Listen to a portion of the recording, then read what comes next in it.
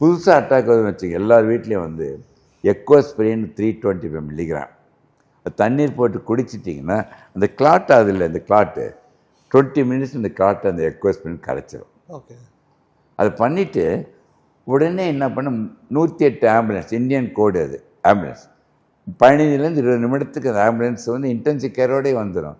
அந்த ஆம்புலன்ஸில் போகும்போது ஈஸியாக இருக்குன்னா அந்த ஆம்புலன்ஸ் மூலம் தான் நீங்கள் டாக்டர்கிட்ட போகணும் தவிர அது பண்ணால் தான் காப்பாற்ற முடியும். அது மூச்சு திணறல் வந்துடுது. டைம் டிலே ஆக ஆக இதயத்துக்கு ஒரு ரத்த ஓட்டம் குறைஞ்சிக்கிட்டே போய் இதயம் செயலற்று போயிடுமே.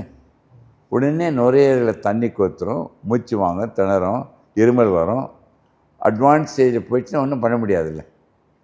சரி, இது வந்து தடுத்திருக்க முடியுமானா முடியலாம், பட் போயிருந்தாலும் இறக்கிறதுக்கு வாய்ப்பு உண்டு இல்லை. இப்போ 100 பேஷண்ட்டு இவர் ஸ்டேஜில் வந்து 100 பேரை நம்ம காப்பாற்ற முடியாது. அட்லீஸ்ட் வந்து 2லேருந்து 5 பேரை என்ன பண்ணாலும் இறந்துருவாங்க. அது வியாதியின் தன்மை, எவ்வளோ தூரம் ஹார்ட் டேமேஜ் ஆகிருக்குது, ப்ளஸ் அது கோமார்பிட் இருக்கிற சர்க்கரை வியாதி, கொலஸ்ட்ரால் இதெல்லாம் இருக்குது. அது ஆடிங் வந்து அந்த டெத்துக்கு வந்து ஆட் பண்ணிடும் கூட.